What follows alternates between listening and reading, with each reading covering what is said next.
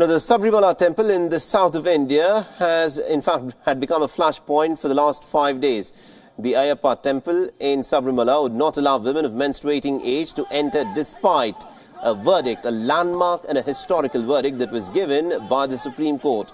The two more women who had begun their 5-kilometer trek up the hill to the shrine were in fact told to return. These women were just about 200 meters away from the base camp when violent protesters suddenly came forth and stopped them. The women in their early 40s said that the protesters surrounded them, blocked their way and also forced them to return to the base camp against their will. However, Kerala police have said that the women were part of a pilgrimage group from Andhra and were not aware of the Sabarimala rituals. Now, the police also claimed that the women were told about the tradition. They voluntarily, reportedly backed out after seeing a whole horde of these violent men who simply would not allow them to enter into the temple.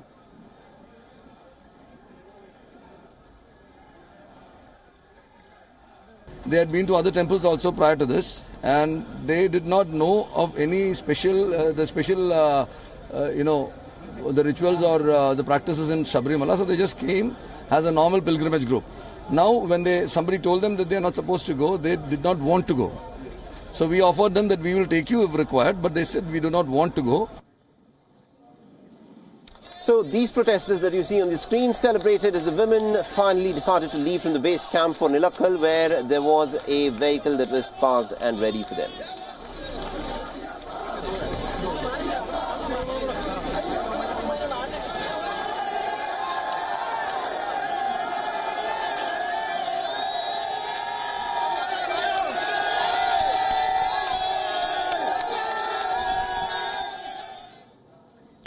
And also the General Secretary of the Kerala Dalit Mahila Federation also arrived at Pamba to try and attempt to enter the temple.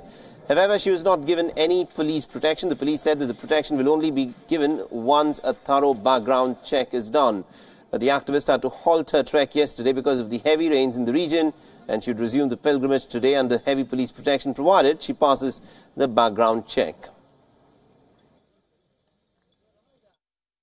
I respect the verdict of the Supreme Court, but at the same time, Supreme Court should have taken into consideration the strong belief of the Ayyappa devotees. That also should have been given. Whereas what happened for Jallikat in Tamil Nadu, Supreme Court has decided not to harm the animals, but finally the government came with an ordinance. So same thing should have happened here also. They're facing immense criticism for having failed to protect female devotees who wish to visit the temple. The Kerala government has now decided to keep activists at bay. Kerala minister has said that women devotees will only be allowed after a thorough background check is done first.